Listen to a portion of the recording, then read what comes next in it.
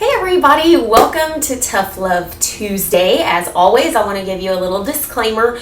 Tough Love Tuesdays are about telling you the honest to goodness truth, mostly about weight loss, but also just, even if you're not in the business of losing excessive amounts of body fat, you are probably here because you want to get healthier, or maybe you want to change the shape of your body, maybe challenge genetics a little bit. And these are the tough love truths that will help you do that. So if you're not in the mood for tough love, you can check out some of the other videos that might seem a little more to your liking. Oh, I just went all fuzzy. Okay, means I'm moving too much, so let's calm down. All right, so today I want to talk to you about unrealistic expectations. And what I mean by that are there are a lot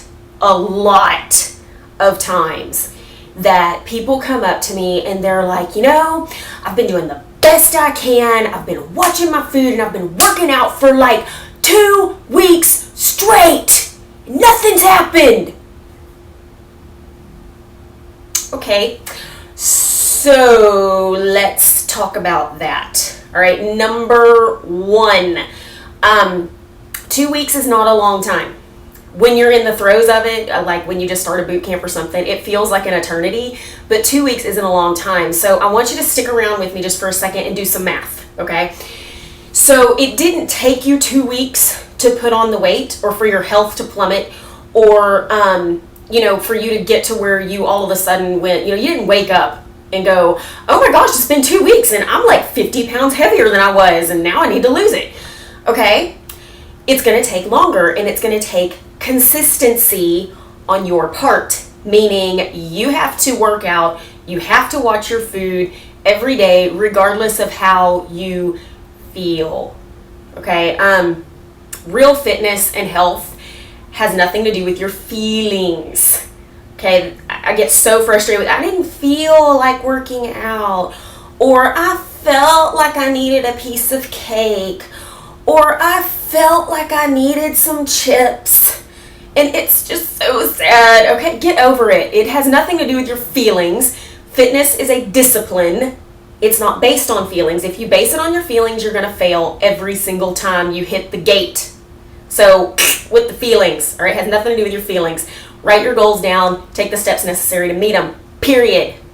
Stop feeling your way through it. Also, you need to be gutturally honest with how hard you're working, because just because you're working hard, and here's the thing, you may be working hard. I don't want to discount and say, oh, you're marking it. But the majority of people that I see, even in classes, I watch them and I'm like, okay, they're putting in a good effort. It's a good effort, which is going to make a change.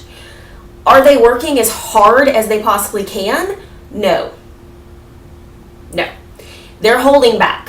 I see it happen every single class. It's you get to your edge and then you go, whoa, hey, it's about to get ugly. My makeup's going to start running. I might make a funny noise or I might cry.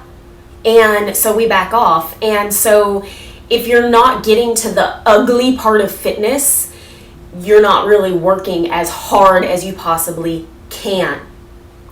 If you're working out for 1 hour a day, that's 4% of your day, and the other 96% of your day has a lot to do with your nutrition. So you have to get out of this mindset of, well, one piece of candy isn't that bad because I worked really hard tonight. Or, a serving, by the way, of wine is 6 ounces, guys, 6. Okay, not 16, not 24, not 15, not 12, 6. And also, there's things that we have to give up. There's, when I'm trying to get my abs to flatten out, bread is not in my vocabulary, period.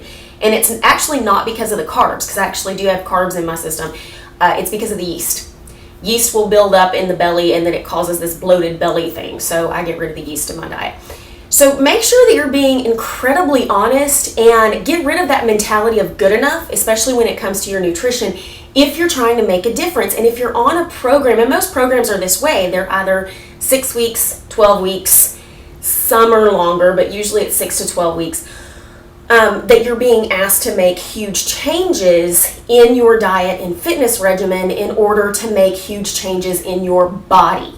So if you are attending classes twice a week, or boot camp several times a week, or seeing a trainer a couple times a week, but that's the only thing in your schedule that's actually changed, your food hasn't changed that much, you're still pretty comfortable eating out, things like that, you're not moving much more than just going to class, you're not going to see changes. And that's just the honest to goodness truth. So put that in the back of your mind. Make sure that you're making realistic expectations and align your efforts with your expectations. So, if you're looking at a boot camp, I have had somebody lose over 20 pounds in a 6-week boot camp before. She changed everything, though. She hardly missed a class. She changed her diet. I mean, she was the one that was after class every night going, can I replace this with this? Is it okay if I eat this? What if I have this in my coffee? What if I, and I'm like, dude, but she lost over 20 pounds because she took it seriously and made the necessary changes. That is very rare. Very rare. You have to be willing to give up what is necessary to gain what you want. Period.